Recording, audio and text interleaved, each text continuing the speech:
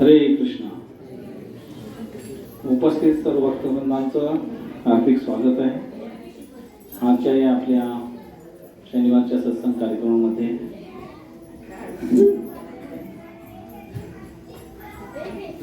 तर आज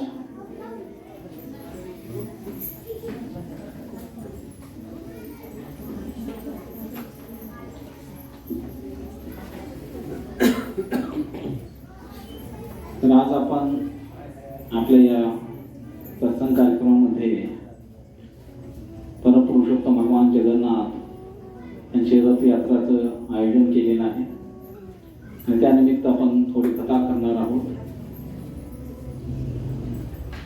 जगन्नाथपुरी धाम येथेही उद्या रथयात्राचा आरंभ होणार आहे आणि त्या निमित्तानं आज गुंडीचा मार्जन म्हणजे मंदिराचं मार्जनाचं एक मोठा महोत्सव साजरा केला जातो. आज सर्व वैष्णवजन सुंदराचल जी आहे, गुंडीचं मंदिर आहे, जगन्नाथ मंदिर पासून 1-1.5-2 किलोमीटर अंतरावर तिथं जाऊन मंदिराचं मार्जन करतात.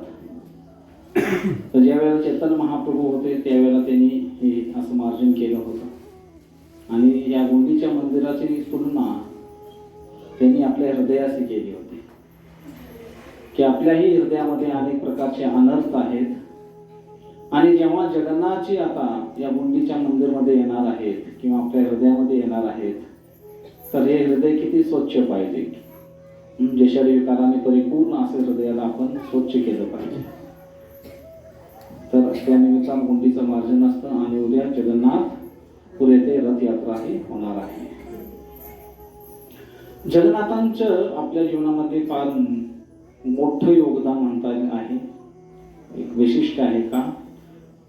आपण पाहतो की या भौतिक जगतामध्ये भगवान जेव्हा येतात प्रत्येक युगामध्ये त्यांनी एक एक धाम प्रकट केलेला आहे.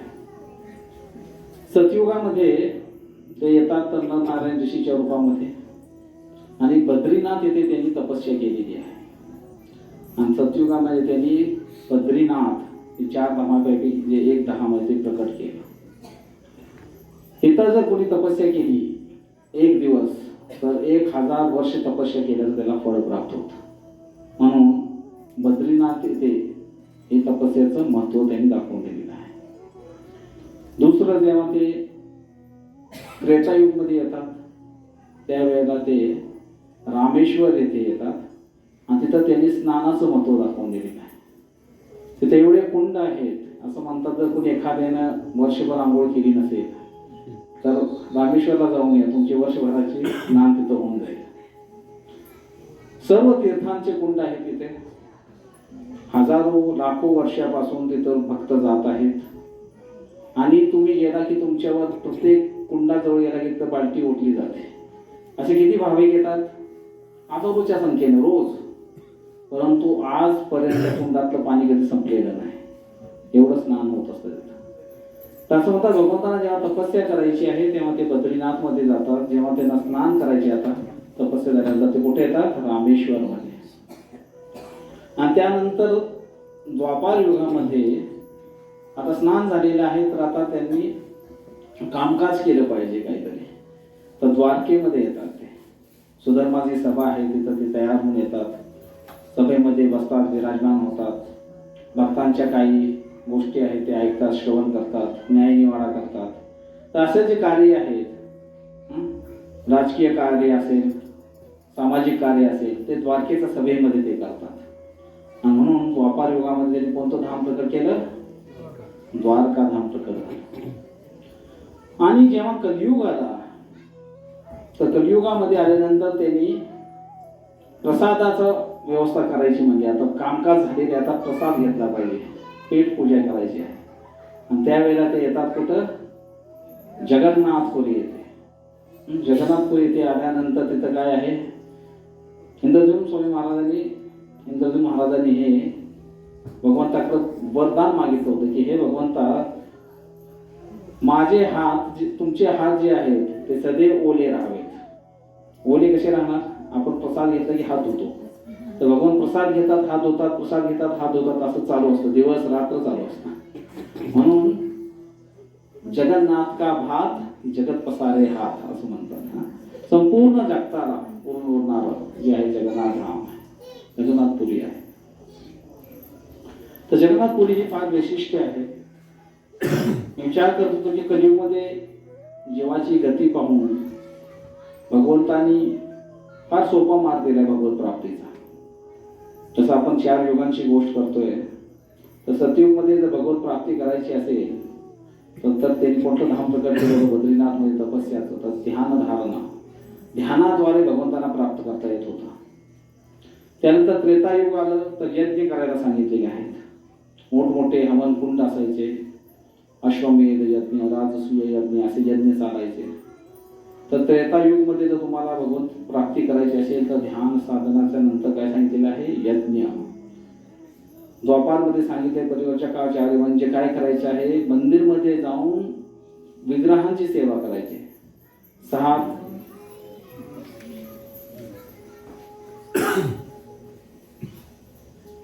भगवंतांना रोज भोग लागतात. आता आपले जे इस्कॉनचे पण मंदिर आहेत तिथं जरी आपण पाहिलं तर कमीत कमी 6 वेळा भोग लागतो दिवसातून भगवंतांना. तर मंदिरमध्ये सतत जाणं येणं, सतत जायचं याचं आवाज म्हणतोय का? त्याच्यावर काय सिस्टम बनवताय?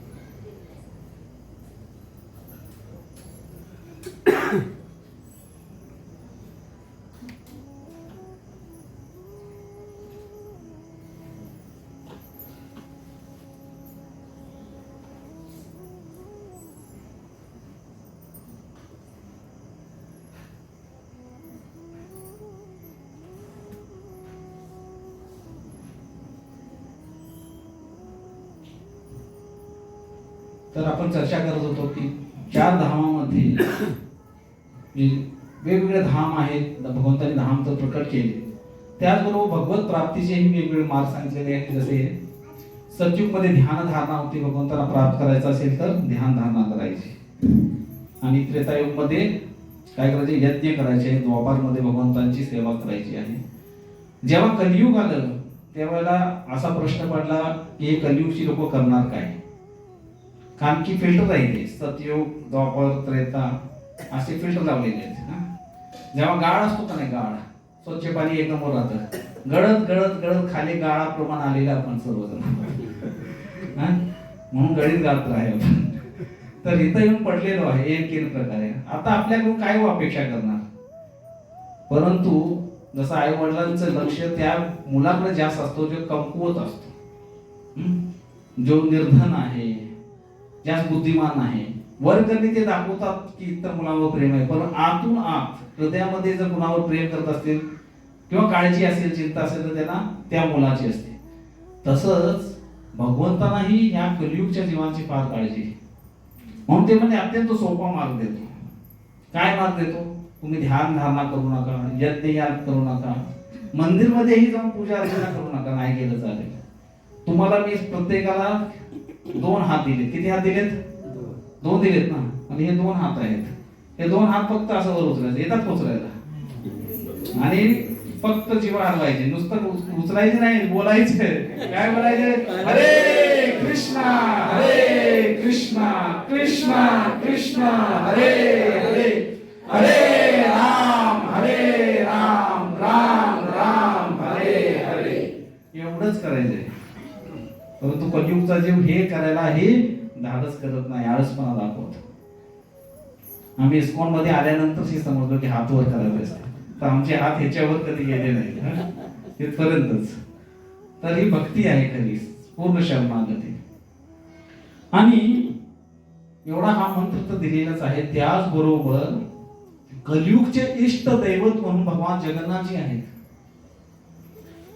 स्वतः भगवान जगन्नाथजी आले. आता आपण पुढे चर्चा करणार आहे, त्यातून समजेल की आपलं भाग्य किती मोठं आहे. तर अशा प्रकारे हे 4 धाम प्रकट झालेले आहेत.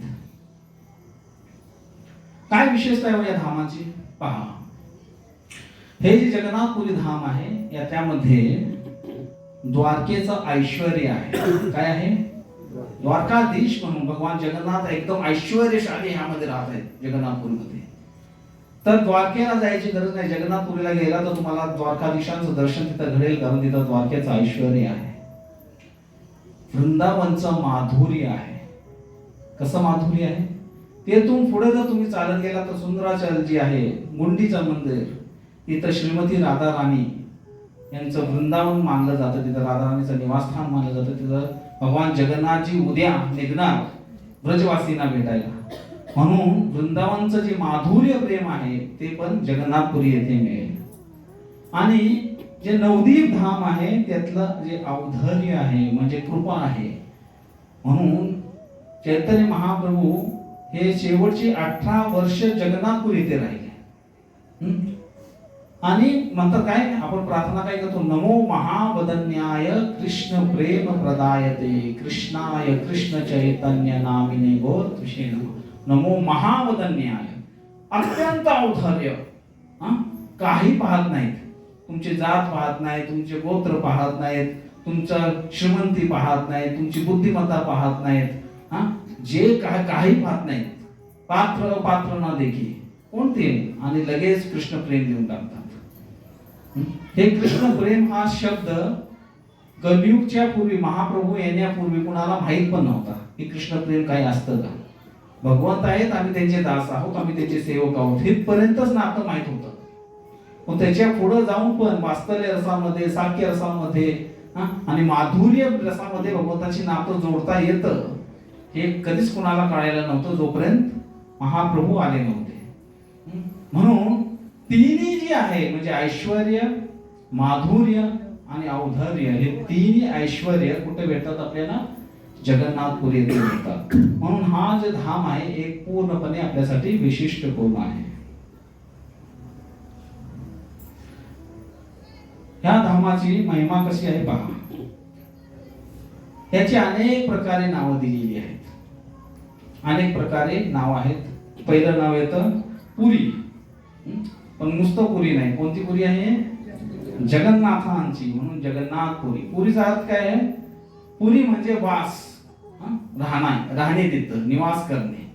जिथं जगन्नाथजी राहतात म्हणून तिथं जगन्नाथपुरी म्हणलेलं आहे. पुरीचा एक दुसरा अर्थ होतो काय? पूर्ण.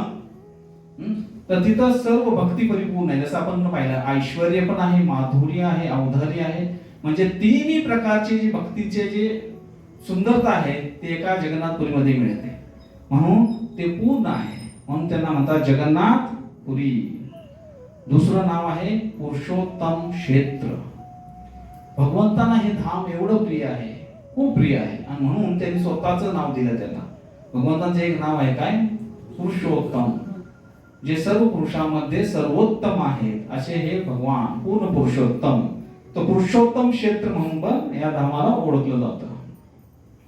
आणखीन काय नाव आहे? भूस्वर्ग. या धरातलवरचं वरून जर देवी देवतांनी पाहिलं तर त्यांना दिसतं की आपल्या स्वर्गापेक्षा किती तर ऐश्वर्यवान हे जगन्नाथपुरी धाम आहे. म्हणून याला भूस्वर्ग पण म्हणतात. आणि म्हणतात श्री क्षेत्र. श्री म्हणजे कोण? श्रीजी, श्रीमती राधिका. तर ही जी गुंडीचं मंदिर आहे, तर ही गुंडीचं मंदिर आहे. म्हणून बघा, जर जगन्नाथांचं आपण पाहिलं तर डोळे फार वैशिष्ट्यपूर्ण आहेत. एक तर त्यांचे डोळे जे आहेत त्यांचे नयन पाहिले, भगवान कसे पाहिलं, कमल नयन आहेत का नाही? परंतु जगन्नाथ कमल नयन नाहीत, त्यांचे असे गोल मोठे डोळे आहेत. कशासाठी? तर त्यांना संपूर्ण जगावर खाली आजूबाजूला सर्वत्र पाहत असतात आपल्या भक्तांना. दुसरं, त्यांच्या डोळ्यामध्ये आत पाहिलं की एक लालिमा दिसते, असे लाल दोन दिसतो. असे डोळे लाल कधी होतात? जेव्हा व्यक्ती नशा करतो. दारू पिलेल्या माणसाचे डोळे पाहिले, नशा करतो. भगवंतांना कोणती नशा आहे? प्रेम उन्मत्त आहे ते. श्रीमती राधा राणीच्या ब्रजवासींच्या गोपींच्या प्रेमामध्ये एवढे उन्मत्त आहेत की तो भाव उतरतो त्यांच्या डोळ्यामध्ये. म्हणून ते लालिमा आहे त्यांच्या डोळ्यामध्ये. तर असे मोठे मोठे डोळे घेऊन जगन्नाथजी सर्वांना पाहत आहेत. तर श्री क्षेत्र म्हणलं जातं, किंवा मग इथं व्रजवासी जे आहेत, इतर गोपी आहेत, भगवंतांची सेवा करण्यासाठी आतुर असतात. आणखीन काय आहे नाव आहे? लक्ष्मी क्षेत्र. कारण जगन्नाथपुरीमध्ये भगवान जगन्नाथजी लक्ष्मीसह विराजमान आहे. तिथं लक्ष्मी देवीचंही मंदिर आहे. आता उद्या जेव्हा ते निघालेले आहेत, रथावर आरूढ होतात, स्नान यात्रा झाली. स्नान यात्रा झाल्यानंतर जगन्नाथजी जे जगताचा ताप हरण करतात, त्यांना ताप येतो, आजारी पडतात. आणि मग 15 दिवसाची विश्रांती. आणि विश्रांतीमध्ये त्यांना भोग वगैरे काही नाही, फक्त औषधी दिले जातात. आणि ते औषधी घेऊन त्यांचं चाललेलं असतं. आणि परत ते म्हणतात की खूप थकवा आलेला आहे, मला थोडं ब्रजवासींना भेटायची इच्छा आहे. लक्ष्मीची परमिशन मागतात, पत्नी आहे त्यांची, मी येऊ का थोडं जाऊन? तर ठीक आहे या, फक्त 5 दिवस. 5 दिवसाची परमिशन घेतात, निघतात, परंतु 10 दिवस येत नाहीत. रथावर बसून निघून जातात. लक्ष्मी परत 5 दिवसांनी येते, त्याला हेरा पंचमी म्हणतात. हा कोणाला? जगन्नाथजींना. मग जगन्नाथजीचे सेवक आहेत, त्यांना रागवते, कटू शब्द बोलते. अशी सुंदर लीला तिथं या 10 दिवस रथयात्रामध्ये चालू असतात. तर हे लक्ष्मी क्षेत्र पण आहे. आणि काय म्हणलेलं आहे? शंख क्षेत्र. जगन्नाथपुरीचा जर आकार पाहिला आपण तर एका शंखाप्रमाणे आहे. मध्यस्थ आपण जर तिथं दिसलं तर कोण आहे? जगन्नाथांचं सुंदर मंदिर आहे. या एका बाजूला पूर्ण समुद्र आहे आणि दुसऱ्या बाजूला महानदी आहे उत्तरेला. तर अशा प्रकारे हे शंख क्षेत्र पण याला म्हणलेलं आहे. आणखीन काय म्हणलेलं आहे? याचं नाव आहे नरसिंह क्षेत्र. नरसिंह भगवान इथं प्रकट झालेले होते. आणि आपण जर पाहिलं गोंदीच्या मंदिरच्या पाठीमागच भगवान नरसिंह देवाची विग्रह आहे, सुंदर असे. तर नरसिंह क्षेत्र हे म्हणलेलं आहे. तर ही सर्व माहिती आपल्याला कुठं मिळते? जर 18 पुराण आपण पाहिले तर या सर्व 18 पुराणामध्ये जवळजवळ 4 लाख श्लोक आहेत. किती? 4 लाख. श्रीमद भागवत मध्ये किती श्लोक आहेत? किती आहेत? वाचले का? वाचलं पाहिजे, आपला आहे. दुसऱ्यांचा नाही ग्रंथ, तो आपला आहे. तर 18,000 श्लोक आहेत. तर यातील सर्वात मोठा जो पुराण आहे तो आहे स्कंद पुराण. स्कंद हे कार्तिकेयचं पण नाव आहे. भगवान शिवजींनी सर्व जी कथा सांगितल्या कार्तिक कुमारांना, त्यामुळे त्याचं नाव पडलेलं आहे स्कंद पुराण. याच्यामध्ये 81,000 श्लोक आहेत. किती? सगळ्यात जास्त श्लोक आहेत. आणि या 81,000 श्लोक असणाऱ्या या स्कंदामध्ये पुरुषोत्तम म्हणून एक अध्याय आहे वेगळाच, ज्याच्यामध्ये संपूर्ण जगन्नाथांच्या विषयी, जगन्नाथपुरी विषयी सर्व माहिती दिलेली आहे. असं हे स्कंद पुराण आहे. तर हे स्कंद पुराण मध्ये अनेक जगन्नाथांच्या ज्या कथा आहेत ते सर्व येतात. तर या स्कंद पुराणाच्या अनुसार एकदा ब्रह्मदेवाने जेव्हा सृष्टीची निर्मिती केली, निर्मिती झाल्यानंतर त्याच्या लक्षात आलं की जी आपण सृष्टी निर्मित केलेली आहे, हे 14 भुवन, ह्याच्यामध्ये एक लेबल लावलेलं आहे. काय लेबल आहे? दुःखालयम अशाश्वतम.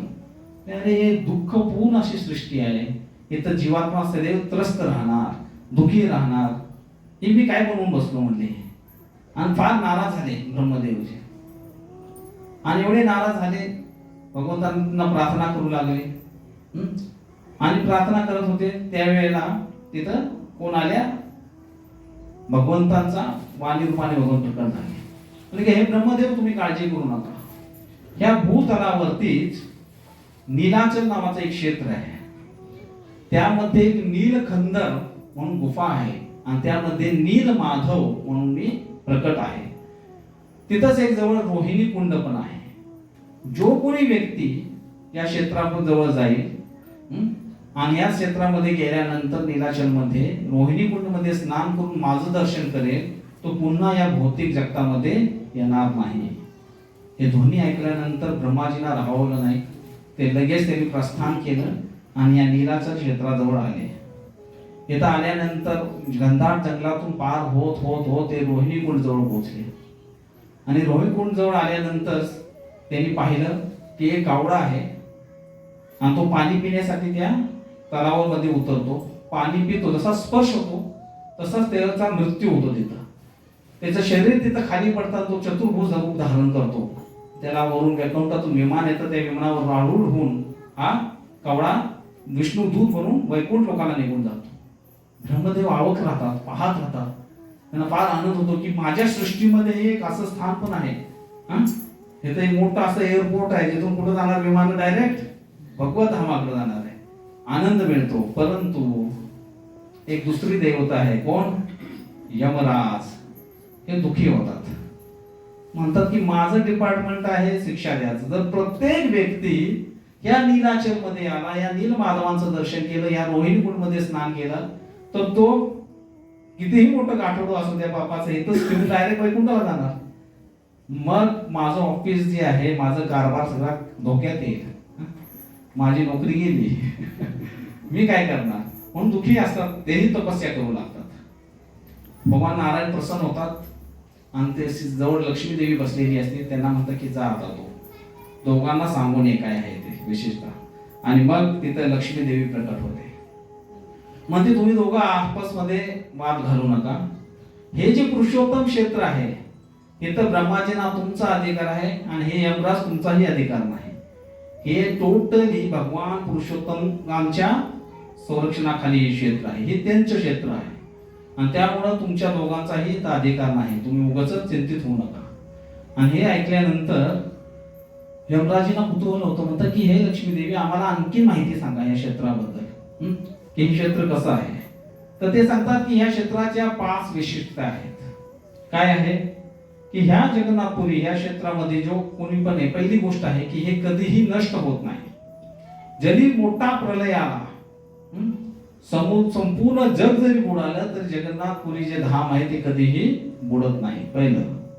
दुसरं काय वैशिष्ट्य आहे, इथं जर तुम्ही गेला आणि फक्त झोपला तर तुम्हाला समाधीचं फळ मिळतं. तुम्ही समाधीमध्ये असल्याचं फळ तुम्हाला मिळतं, केवळ झोपला, कसंही झोपा तिथं जाऊन. इथं जाऊन जर तुम्ही श्वास घेतला, घेता ना श्वास बंद करायचा नाही गेला, तिथं श्वास घेतला तर एक अश्वमेध यज्ञ, एक श्वासामध्ये तुम्हाला एक अश्वमेध यज्ञ करण्याचा फळ मिळतं.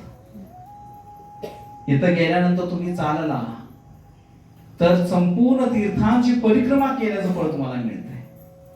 आणि म्हणजे अजून एक महत्वाचं वैशिष्ट्य आहे, काय आहे म्हणजे की हेतून उच्च लोकातून जर हे तुम्ही क्षेत्र पाहिलं तर इथला प्रत्येक प्राणी हा चतुर्भुज रूपाने दिसणार. मग कुत्र मांजर असो, गाय डुक्कर असो, कोणताही मनुष्य असो, सर्वांना वरच्या देवी देवतांना कोण दिसतात? हे चतुर्भुज दिसतात. म्हणून धामामध्ये गेल्यानंतर वाद घालायचे नाहीत. आपण भांडणं करत बसतो तिथल्या धामवासींचे, हे कसं इतर ठिकाणी आपण पैसे खर्च करून टाकतो, पण तिथं बरोबर रिक्षावाल्याचे वाद घालतो 10 रुपयासाठी. तर आपण असा विचार केला पाहिजे की आपण धामामध्ये भगवंतांच्या साठी आपण दान होत आहे. तर अशा प्रकारे ह्या धामाची महिमा लक्ष्मी देवीने त्यांना सांगितली. यमराजे थोडे नाराजच होते. यमराजे तुमचं समाधान झालं? म्हणजे मी थोडा नाराजच आहे. हे एवढं सुंदर क्षेत्र आहे, सगळं ठीक आहे, पण माझ्या डिपार्टमेंटचं काय आहे? हे तर लोक येणार, पर्यटन करायला येणार, समुद्र स्नान करायला येणार, आणि फिरत फिरत फिरत जगन्नाथ म्हणतात की मंदिरच्या आत पाऊल ठेवलं की सर्व पाप नष्ट व्हायला सुरुवात होता. आत गेले की जगन्नाथाचं दर्शन घेतलं की सर्व तुम्ही पापातून मुक्त होऊन जाल. आणि तो व्यक्ती एवढ्या सहजरित्या, मग चित्रगुप्त काय करणार, मी काय करणार, म्हणजे त्याचं पण नियोजन आहे. भगवान कुणाला नाराज करत नाहीत. तर भगवान म्हणाले, लक्ष्मी देवीने सांगितलं की ह्या जे एंट्री आहे त्यामध्ये 22 पायऱ्या आहेत. किती? 22. तर या 22 पायऱ्या सांगितलेल्या स्कंद पुराणामध्ये. त्या या 22 पायऱ्या आता तर दिसत नाहीत, 18 दिसतात, तिकडे 1-2 झालेल्या आहेत, काळाच्या ओघामध्ये बदलले आहेत. तर स्कंद पुराण सांगतं की 22 पायऱ्या आहेत. या पायऱ्यामधून तुम्ही जाताना तिथं एक यमशिला आहे, जे यमराजांना वरदान दिलं. त्या यमशिलावर पाऊल ठेवलं की तुमचे सर्व पाप तिथं गळून पडणार. तुम्ही आज जाता, जगन्नाथांचं दर्शन घेतात आणि जे भक्त असतात तेच फक्त फिरत राहतात, वेळ घालवतात, बाकीचे पटकन बाहेर येतात.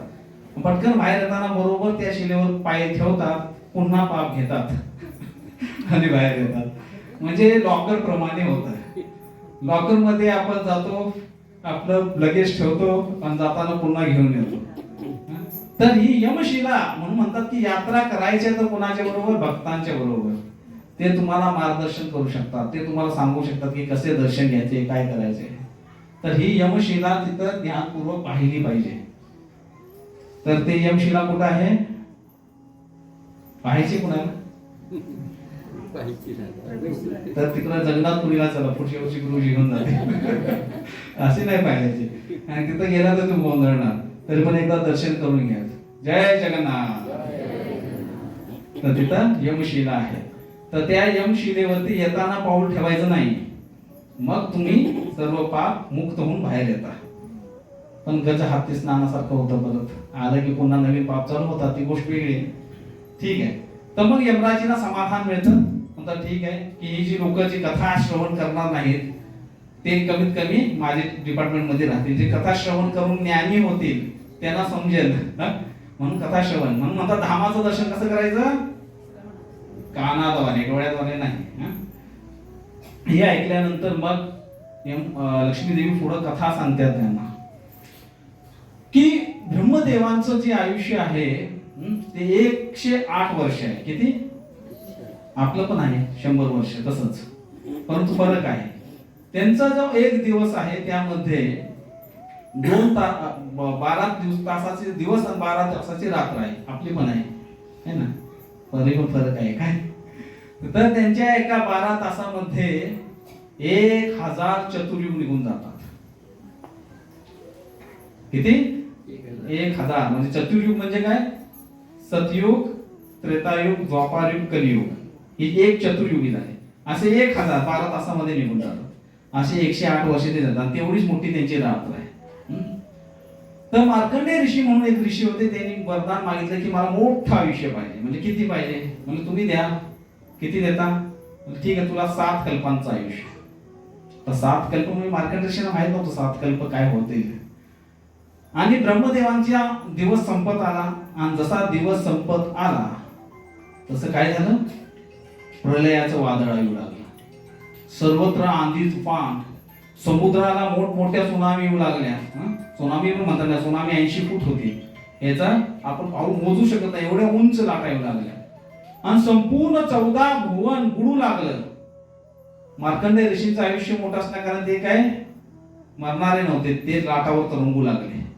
हेलकांडे खात आहेत, मोठे मोठे जलचर हे ती सर्व मोठ्या लाटा, अत्यंत थंडी हवा वाहू लागली. मार्कंडेय ऋषींना समजा नाही चाललंय काय. अत्यंत दीनहीन भावनेने करून ते पुकारू लागले, भगवंतांचं स्मरण करू लागले.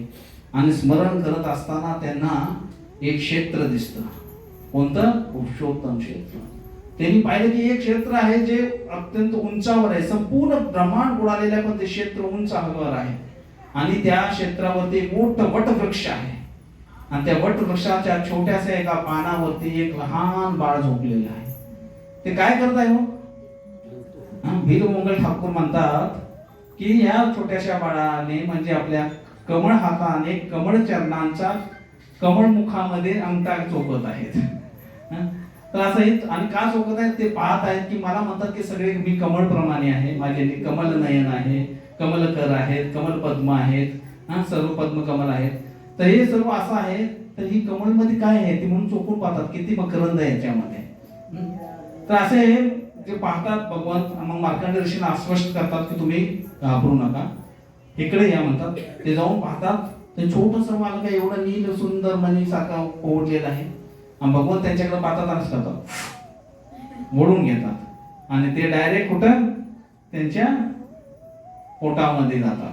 आणि ते पाहतात की अरे याच्यामध्ये तर संपूर्ण ब्रह्मांड आहे. हे संपूर्ण ब्रह्मांड जलमय झालेलं आहे. आणि या जन्म झालेल्या ब्रह्मांडामध्ये कुणीतरी हेलकांडे खात आहे. अरे तो तर मीच आहे. आणि तो व्यक्ती तिथं एका सुंदर अशा बालकाजवळ जाऊन उभा राहिलेला आहे. आणि त्या बालकानं पुन्हा त्यांना करून ओढून घेतला. पुन्हा ते आत गेले. पुन्हा ते पाहतात की ब्रह्मांड आहे, जन्मय झालेला आहे. असं 7 वेळा घडलं. का? कारण त्यांनी 7 कल्पाचं आयुष्य मागितलं होतं. तर ते मग भगवंताची ही माया शक्ती पाहून एवढी सुंदर ते एकदम भावविभोर होतात, प्रार्थना करू लागतात. तेव्हा भगवान सांगतात की तुम्ही शिवजींचा आश्रय घ्या, शिवकृपा प्राप्त करा. मग ते ध्यानस्थ होतात, भगवान शिवजींची आराधना करू लागतात. आणि मग शिवजी प्रकट होऊन त्यांना आशीर्वाद देतात. आणि तिथं मार्कंडेश्वर म्हणून भगवान शिवजींचं तिथं स्थान आहे. तर जगन्नाथपुरीमध्ये 8 ठिकाणी, 4 बाजूने 8 ठिकाणी वेगवेगळे शिवलिंग स्थापित आहेत. आणि त्याबरोबर आदिशक्तीही आहे. असं हे धाम प्रोटेक्टेड आहे. तर ही कथा लक्ष्मी देवा त्यांनी श्रवण केली की किती सुंदर तिथं हे चाललेलं होतं. तर हे असं हे पुरुषोत्तम क्षेत्र आहे आणि या क्षेत्राचं एवढं महत्व आहे. तर भगवान जगन्नाथजी या कलियुगामध्ये या क्षेत्रामध्ये कसे प्रकट झाले त्याची पण एक विशिष्ट कथा येते की द्वापार युगामध्ये जेव्हा भगवान केवळ 11 वर्षाचे होते त्यांनी आपल्या गोकुळमधल्या लीला सर्व संपवल्या आणि संपवल्यानंतर आता त्यांना मथुरेला जायचं होतं. हा मथुरेला जाताना मग नियोजन केलेलं होतं त्यांच्याच प्लॅन अनुसार अक्रूरजी त्याला न्यायला आलं, कंसाचा नियोता आला आणि अक्रूर आलेला आहे आणि कृष्ण बलरामांना म्हणाले की तुम्ही आता मथुरेला यायचं आहे. आता कृष्णाला जायचं आहे, कृष्ण निघाले आहेत आणि गोपी किंवा जे व्रजवासी आहेत त्यांना अशी सवय नव्हती भगवंतांना सोडून एक क्षण पण राहायची, सदैव भगवंतांच्या चिंतनामध्ये राहणार. कृष्ण बलराम जाणार हे ऐकूनच सगळ्यांचे हृदय एकदम द्रवितभूत झाले. आणि अक्रूर जेव्हा आले आणि सगळीकडे महालामध्ये गडबड चाललेली आहे, सर्वजण गोळा झालेले आहेत की कृष्ण बलराम निघालेले आहेत. अक्रूराने फार सुंदर असा रथ आणलेला होता, त्यामध्ये भगवान श्रीकृष्ण बलरामजींना बसवलं आणि बसवल्यानंतर आता हा रथ निघणार तोपर्यंत सर्व व्रजवासी तिथं पोहोचले आणि त्यांनी रथ अडवलेला आहे की हे नाथ तुम्ही सोडून आम्हाला जाऊ नका. तर हे सर्व भगवंतांच्या अत्यंत करुण लीला आहे. इथं व्रजवासी एकदम भाविक होऊन गेले आणि तुकाराम महाराजांची गवळण आहे, गवळण त्यामध्ये तुकाराम महाराजांनी अनेक अभंग पण लिहिले, त्याचबरोबर गवळणी पण लिहिलेली आहेत. महाराष्ट्रामध्ये ते आपल्याला पाहायला मिळतं. तर त्यांनी याचा या जे दृष्टांत आहे त्याचं फार सुंदर वर्णन करतात. ते काय म्हणतात, सोडून या गोपीना कृष्ण मथुरेसी गेला, सोडून या गोपीना कृष्ण मथुरेसी गेला.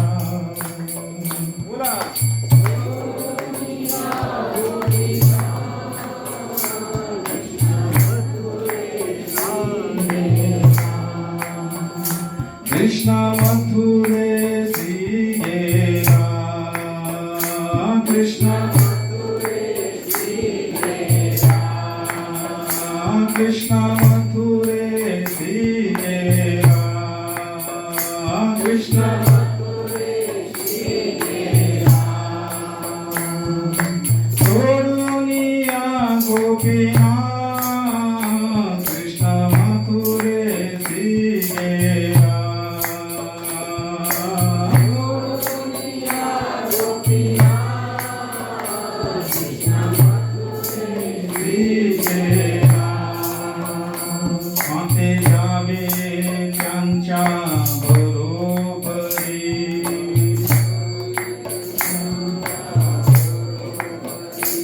तर गोपी विचार करत होत्या की भगवंतांना कसं सोडायचं, आम्ही जायचे त्यांच्यावर. अशी तीव्र इच्छा झाली की आता ह्यांना सोडू शकत नाही.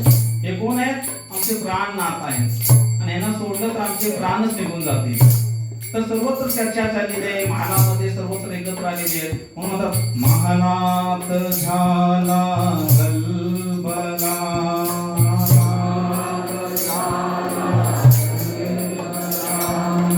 सोडून या गोपीना कृष्ण मथुरेसी गेला,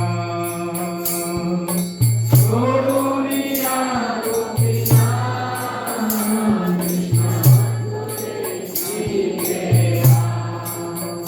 कृष्ण मथुरेसी गेला,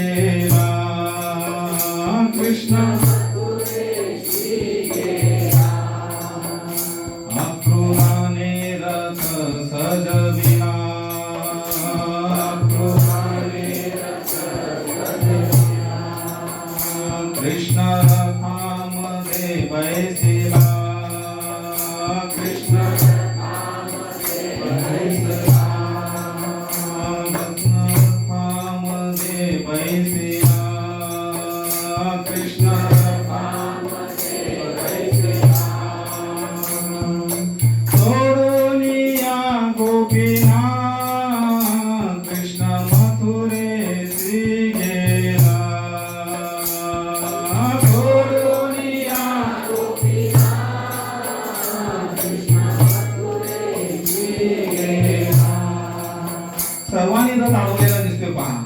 कोणी चाकाखाली झोपले, कोणी घोड्यांची लगाम पकडलेली आहे, कोणी अक्रूणांना पकडलेले आहे, कोणी कृष्णाच्या चरणांना पकडलेला आहे. आणि विनवणी झालेली, हे भगवंता तुम्ही आम्हाला सोडून जाऊ नका. आणि भगवंत काय म्हणतात, आहे असते येणार, मी लवकरच येईन. आणि सर्वांच्या हृदयामध्ये एक आशेची किरण झाली आणि म्हणून ते वाट पाहत आहेत आणि भगवंत निघालेले आहेत. सोडून या गोपीनाथ कृष्ण मथुरेसी गेला.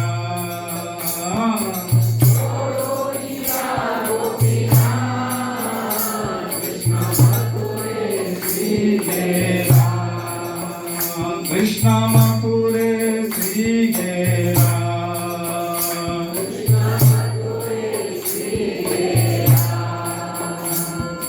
सोडून या गोपीनाथ कृष्ण मथुरेसी गेला.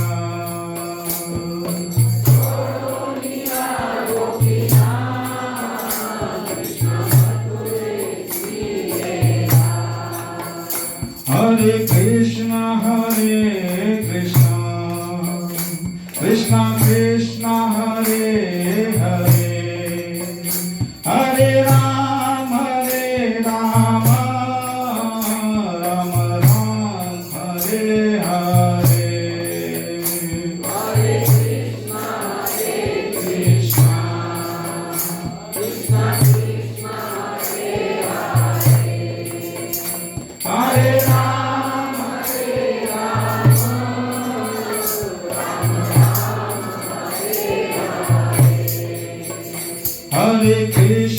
हरे कृष्ण कृष्ण कृष्ण हरे हरे, हरे राम राम राम हरे हरे. हरे कृष्ण कृष्ण कृष्ण हरे हरे, हरे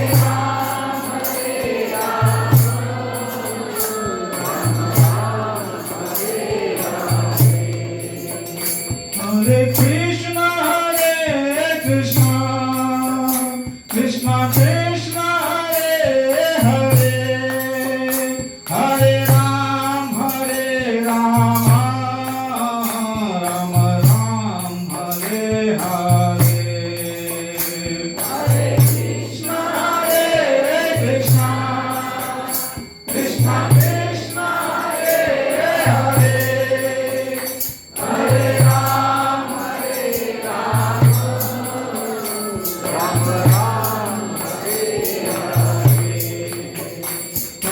कृष्ण कृष्ण कृष्ण कृष्ण हरे हरे, हरे राम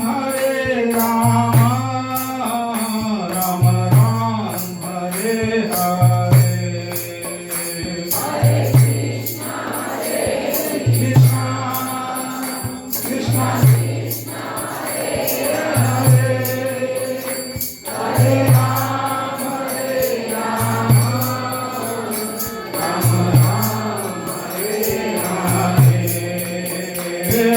कृष्ण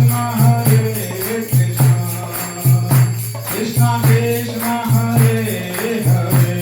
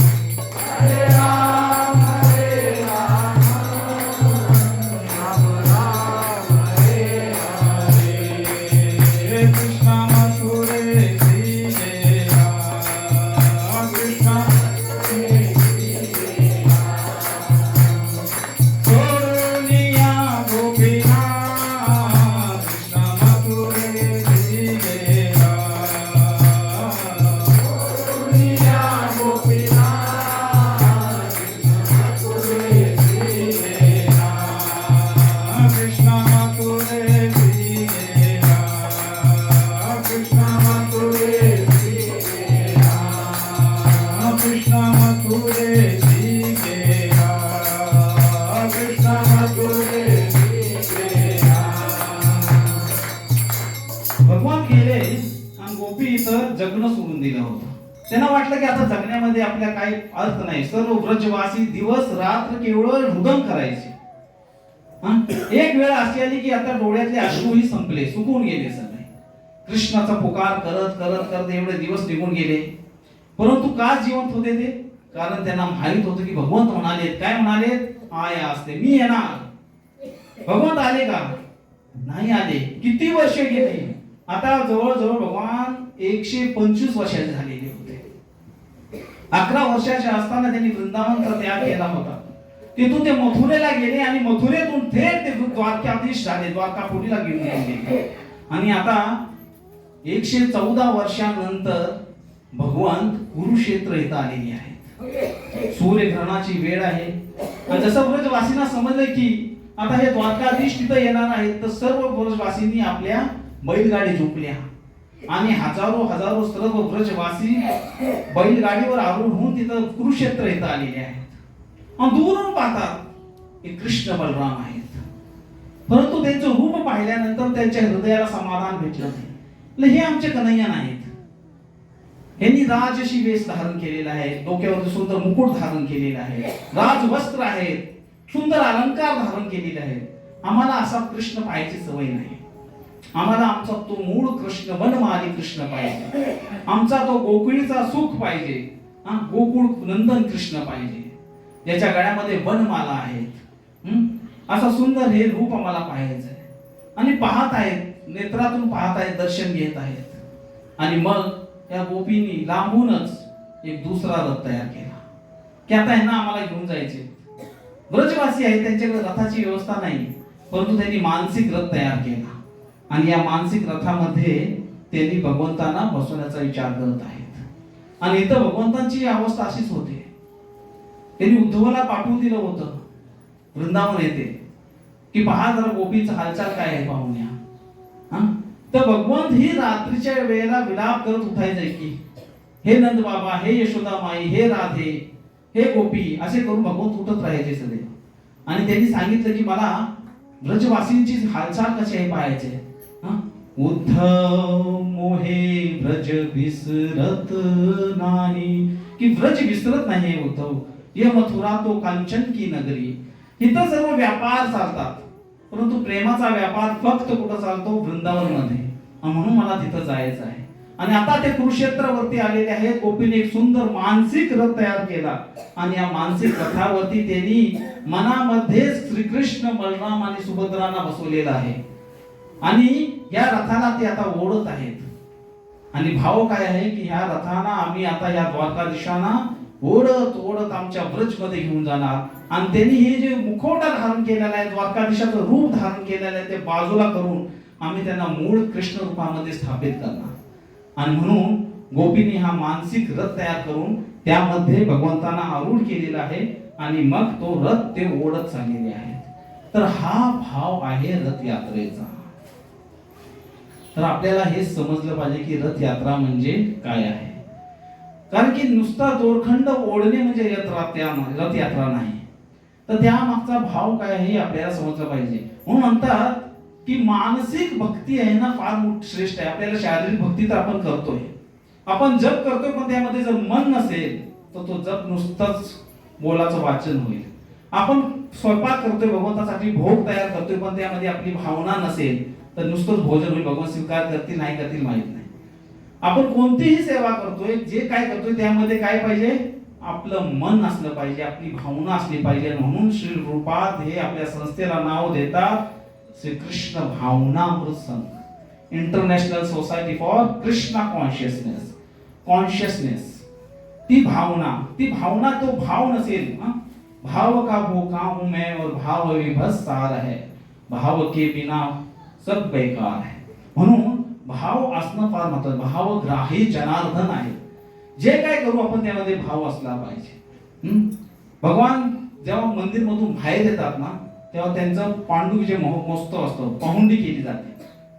तर भगवान जेव्हा बाहेर येत आहेत आता डुलत येत आहेत. काय मी सांगितलं, त्यांचे डोळे लाल आहेत. आणि जेव्हा त्यांना आणतात त्यावेळेला त्याच्यामध्ये त्यांना असं उचलून एका मोठ्या तकियावरती ठेवलं जातं. पिलो असतात मोठे. तर मनाचा भक्तीशी कसा संबंध आहे याची एक सुंदर कथा येते. एक दर्जी होता जो कपडे फार सुंदर, परमेश्वरी दर्जी म्हणून फार सुंदर कपडे शिवायचा. आणि त्यावेळेला मुसलमान बादशाह तिथं होता. त्याला समजलं की हा एक दर्जी आहे, कुरूप होता, कुब्ज होता, त्याला कुबड निघालेलं होतं आणि फार सुंदर करतो. तर त्याच्याकडे सैनिक घेऊन आले की हे सुंदर मखमली कपडा आहे, याच्यापासून 2 तू काय कर, उषा तयार कर, तकिये तयार कर.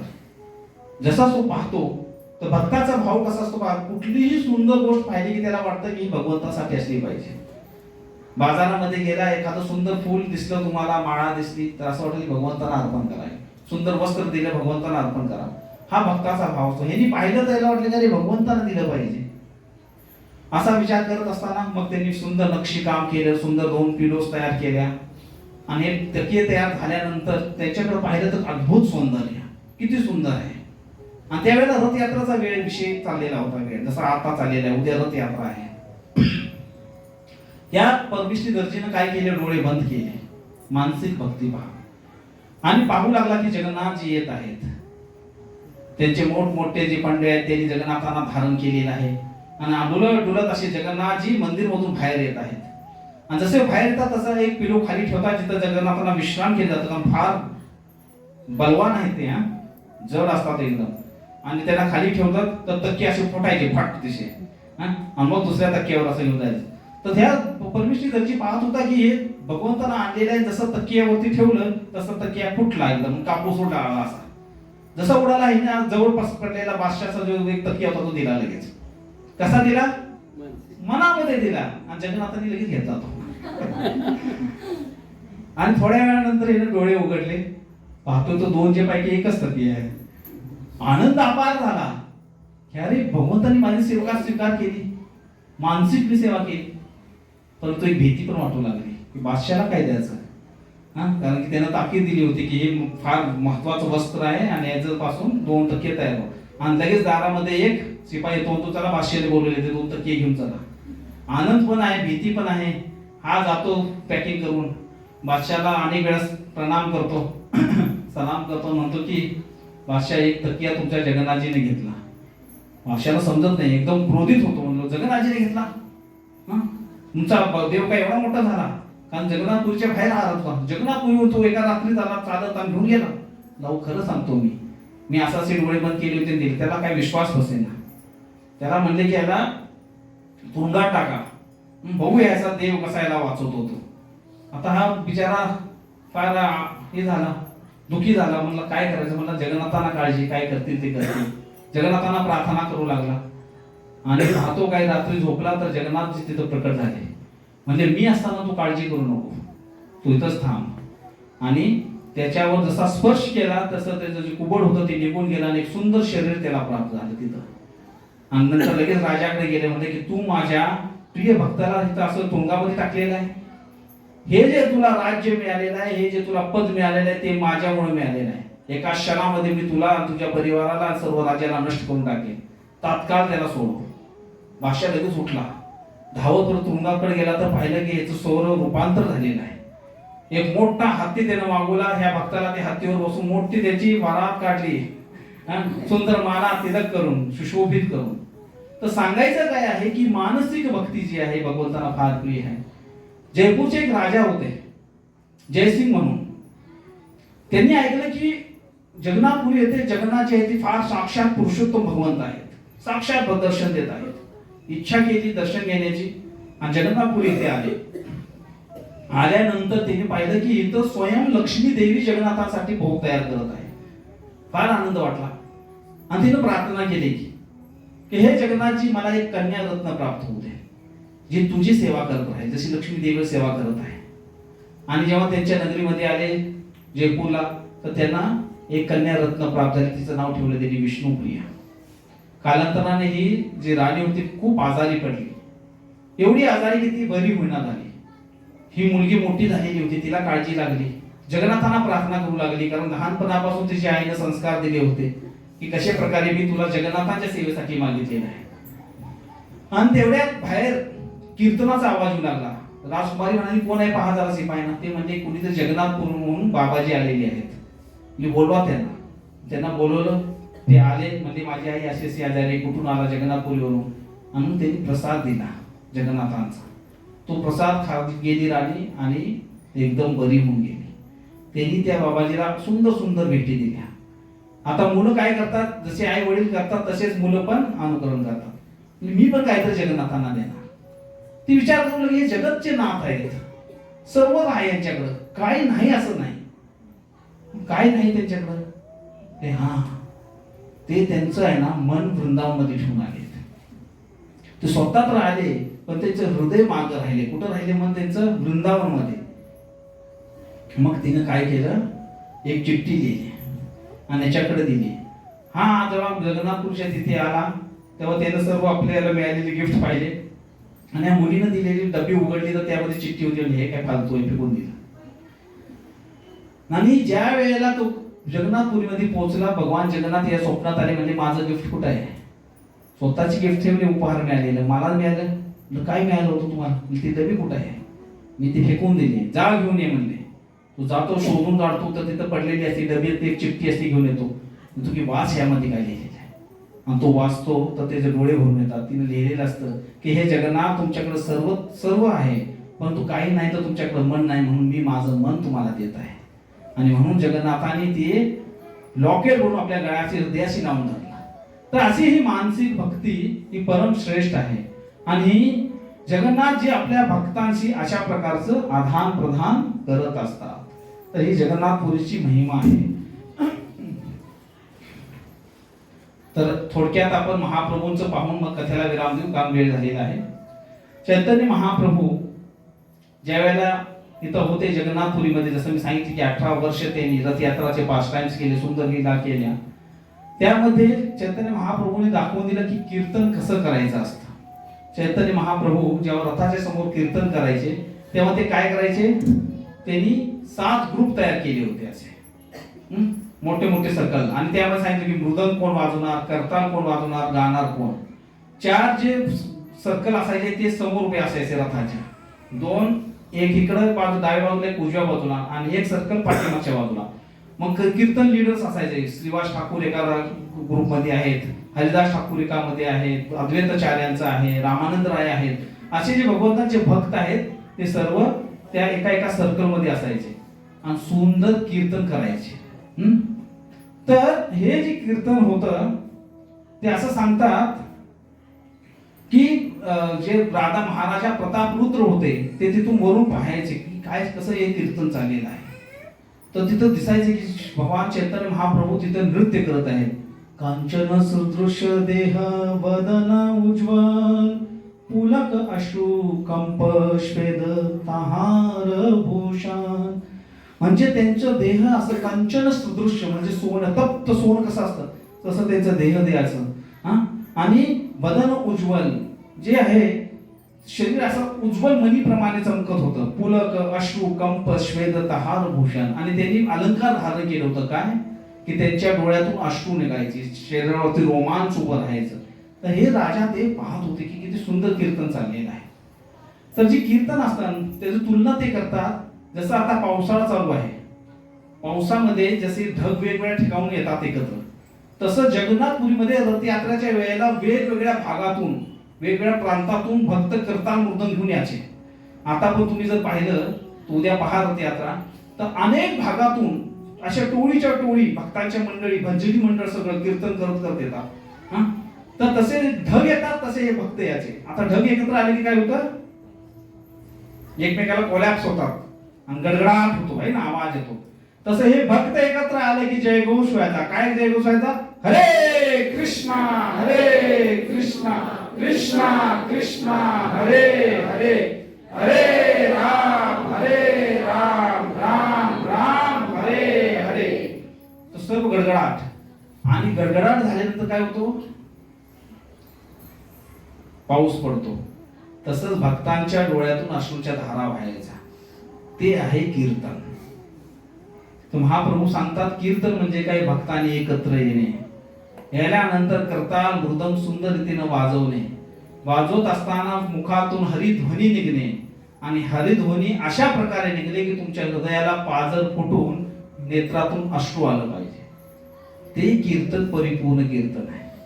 नाहीतर आपण जे कीर्तन करतो ते नुसताच एक वेगळा प्रकार होऊन जातो. तर अशा प्रकारे हे महाप्रभू दाखवतात की कीर्तन कसं करायचं. म्हणजे महाप्रभू कीर्तन नृत्य गीता पादत्र माध्यान मनसोरसेन रोमांच कंपा अश्रुतंग भाजो वंदे गुरु श्री चरणारविंद. रोमांच कंप अश्रु तरंग भाजो. कीर्तन करताना ह्या गोष्टी दिसल्या पाहिजे. रोमांच आले पाहिजे, कंप हृदय कापलं पाहिजे, अश्रू श्वेत हे सर्व प्रकट झालं पाहिजे.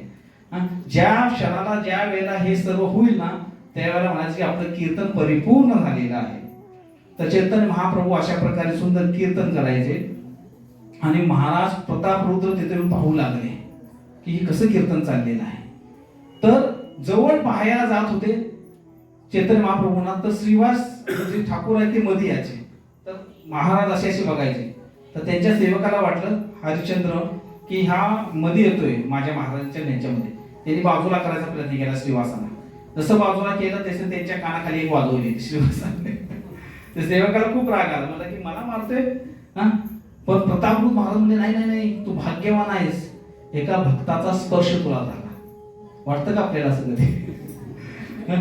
प्रतापरुद्रांचा हा भाव पाहून चैतन्य महाप्रभू हृदयामध्ये अत्यंत प्रसन्न झाले. नंतर त्यांनी पाहिलं की अचानक रथ एकदा थांबला आणि भगवान जगन्नाथांचा हा रथ थांबतो बरं का. आणि कोणाच्याही इच्छा न ते चालत नाही, फक्त जगन्नाथांच्या इच्छेने पुढे चालतो. एकदा ओरिसामध्ये एक पॉलिटिशियन होता. ते मला ही सगळी ढोंगी लोक आहेत पंडे. आपल्या मनानं काय पण असतात की जगन्नाथांचा रथ थांबतो असं होतं तसं होतं. तसं काही नाही. उद्या मी दाखवतो तुम्हाला. म्हणला भगवंताचा रथ थांबू दे, मी एकटा चालून दाखवतो. थांबला की रथ. थांबल्यानंतर या पॉलिटिशियनने संपूर्ण फोर्स लावली पोलिसांची ओढा म्हणून. 1 इंच हल्ला नाही रथ. मग त्यानं हार मानली की नाही नाही जगन्नाथांच्या इच्छेशिवाय काही चालत नाही. तर असा हा रथ थांबलेला होता. सर्व भक्तांनी प्रयत्न केला, काय होईना झाले. चैतन्य महाप्रभू बाजूला गेलेले होते. त्यांनी पाहिले आणि मग ते पाठीमागून आले जसे तर दिसते तुम्हाला. त्यांनी फक्त आपलं असं डोकं लावलं फोरहेड. रथाला रथ चालू लागला. तरी सर्व प्रतापरुद्र पाहत होते. आणि हे प्रतापरुद्रांना का दिसलं? कारण त्यांच्यावर भगवंतांची विशेष कृपा होती. ह्याच्यामध्ये भाव काय आहे तर यात्रा समजायची कशी. चैतन्य महाप्रभू हे राधा राणीच्या भावामध्ये आहेत. श्रीमती राधा राणीचा भाव धारण करू आले.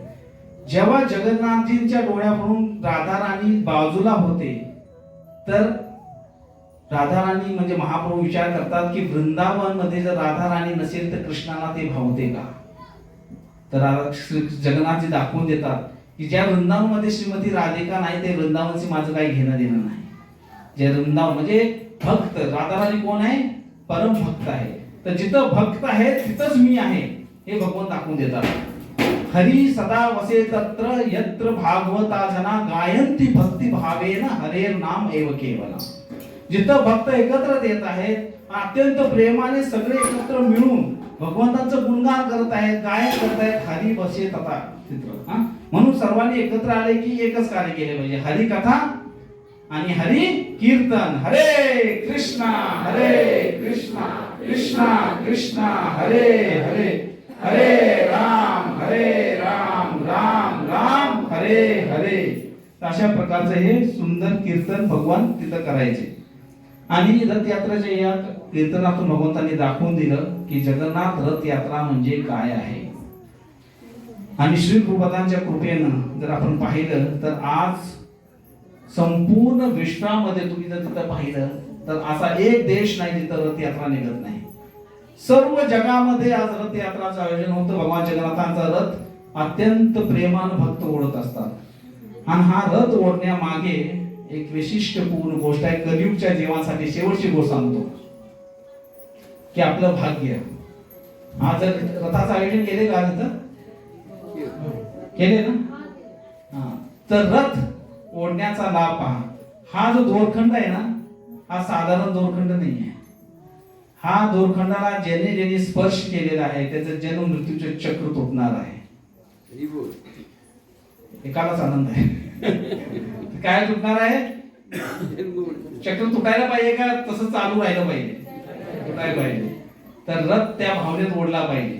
तर हे जो रथ आहे, आपण ज्या वेळेला आपला मृत्यू येतो, पहा शास्त्र सांगतं, त्यावेळेला आपल्या पहिल्या दिवसापासून शेवटच्या दिवसापर्यंत फास्ट फॉरवर्ड आपल्याला सर्व चित्र दाखवली जातात. मृत्यूच्या काही क्षणापूर्वी आपल्याला आपल्या संपूर्ण आयुष्य एका क्षणामध्ये दाखवलं जातं. फास्ट फॉरवर्ड पटपट पटपट रील्स येतात. पहिला वर्ष, दुसरा वर्ष, तिसरं वर्ष, चौथा वर्ष, पाचवं वर्ष, काय काय काय काय काय घडलं ते. आणि जर तुम्ही रथ ओढला असेल, मग जगन्नाथपुरीमध्ये असो किंवा आपल्या तुमच्या शहरामध्ये कुठेही, जसं प्रभुपादांनी सर्वत्र केलेलं आहे, तर जगन्नाथजी तुमच्या डोळ्यासमोरून असे थांबतात आणि तुमचे डोळे बंद होतात. अंते नारायण स्मृती होते आणि वैकुंठातून विमान येऊन आपल्याला घेऊन जाऊन जातात. कुणालाही सौभाग्य पाहिजे. तर एवढं मोठं सौभाग्य या रथयात्रेचं आहे. म्हणून प्रभुपादांच्या एका शिष्याने जेव्हा डॉक्युमेंटरी फिल्म काढली रथयात्रेवरती, त्यावेळेला ते म्हणतात, जसे मुस्लिम लोक मक्काला जातात, ख्रिश्चन लोक त्यांच्या चर्चला तिथे जातात, तसं जो सनातन धर्मामध्ये आहे त्याने आयुष्यात एकदा तर येऊन जगन्नाथपुरीला गेलं पाहिजे आणि तिथे जगन्नाथांचं दर्शन घेतलं पाहिजे आणि शक्य झालं तर त्या रथयात्रेमध्ये सहभागी होऊन तो दोरखंड ओढण्याचा प्रयत्न केला पाहिजे. तर ती खरी रथयात्रा आहे. आमचे महाराज जे आहेत यांनी 2013 साली अशी भव्य दिव्य रथयात्राचं आयोजन केलं होतं. म्हणजे फक्त जगन्नाथपुरीमध्येच हे रथयात्रेचं आयोजन करण्यात आलेलं होतं. आणि त्यावेळेला आमचंही सौभाग्य आहे की आम्ही महाप्रभूंना तर नाही पाहिलं, परंतु चैतन्य महाप्रभूंना जे कीर्तन कसे करायचे महाराज त्याचं आम्ही दर्शन घेतलं होतं. तर महाराजांनी फार सुंदर असं कीर्तन केलेलं होतं. 1 मिनिट पडदा हलवा माता, 1 मिनिटासाठी 2 मिनिटं. इथं रथयात्रा काय असते ना दाखवू दे मला, की जगन्नाथपुरीमध्ये भक्तगण आणि वैष्णवजन कशा प्रकारे कीर्तन करतात ते. त्याचा साऊंड लावायचा राहिलेला आहे त्यामुळे असू द्या. पण वाईट होती नाही. तर ही 2013 साली झालेली रथयात्रा होती आणि याच्यामध्ये सर्व भक्तांना असं अनुभूती झाली. तर बघा कसं असतात की भगवान त्यांच्या भक्ताद्वारे प्रकट होत असतात आणि इथं जर तुम्ही पाहिलं तर महाप्रभूंचंच आठवण होती की कसे त्या काळामध्ये चैतन्य महाप्रभू कीर्तन करत असते.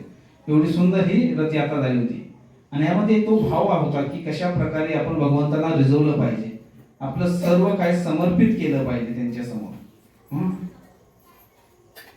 रथ ओढणे म्हणजे केवळ एक असं नाही की बाबा मी रथ ओढत आहे, तर त्यामध्ये आपलं तन मन सर्व काही तिथं लागलं पाहिजे. तर असे सुंदर ही रथयात्राचं भगवंतांनी झालेलं.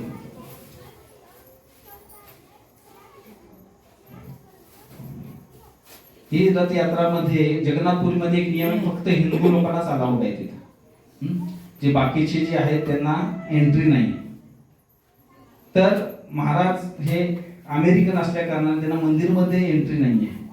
परंतु मी पाहिलं होतं आम्ही तिथं की जगन्नाथांचा रथ तिथं आला, महाराज उजव्या बाजूला असं रथाच्या डाव्या बाजूला बसलेले होते आणि रथ असा जात असताना जगन्नाथ अलगद असे असे असे असं दर्शन दिलं. आणि नंतर इंद्रधूम स्वामी महाराज ते पण अमेरिकेत ते सांगतात की त्यावेळेला बघा, आता इतर वेळी भगवंतांचं दर्शन घ्यायला आज जाण्यासाठी फक्त सनातन हिंदू जातात, पण जेव्हा जगन्नाथजी बाहेर येतात तेव्हा कोणताच भेदभाव नाही. त्यावेळेला रथावरती सर्वजण आज चढत होते. मग इंद्रधूम स्वामी महाराज पण वर चढले, पाहत आहेत आणि सगळे पंडित असे ढकलत असतात, कुणी येऊ नका जवळ. आणि त्यावेळेला इंद्रधूम स्वामी महाराजांनी असे हात जोडले, म्हणले की मर्सी, कृपा कृपा जगन्नाथ कृपा. आणि अचानक म्हणजे एक पंडा आला, त्यांचं मानकुट असं पकडलं आणि धरून असं जवळ नेऊन जगन्नाथांच्या चरणावर ठेवलं आणि असं 1 नाही 2 नाही 3 वेळा धरून ठेवलं. ते म्हणजे कसली कृपा मिळाली मला, त्यांनी असं आलिंगन दिलं जगन्नाथांना. तर अशी ही कृपा होत असते, आपण फक्त विश्वास ठेवला पाहिजे. जय जगन्नाथ, जगन्नाथ स्वामी की जय, श्री प्रभुपाद की जय, निताई गौर प्रेमानंदे. हरे कृष्णा. खूप खूप धन्यवाद.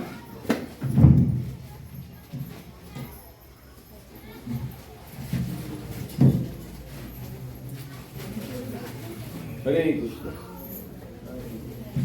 हरे कृष्णा. तर या रथयात्रा मी सुद्धा होतो. आपल्या जी रथयात्रा दाखवली रथयात्रा मी स्वतः त्या यात्रेला होतो. आणि खरंच हिंदू लोकांना फक्त अलाउड आहे, बाकी लोकांना अलाउड नाही फक्त. तर आम्ही जगन्नाथ पुरीच्या मंदिरपासून गुंडीच्या मंदिरपर्यंत कीर्तन करत गेलो होतो. आणि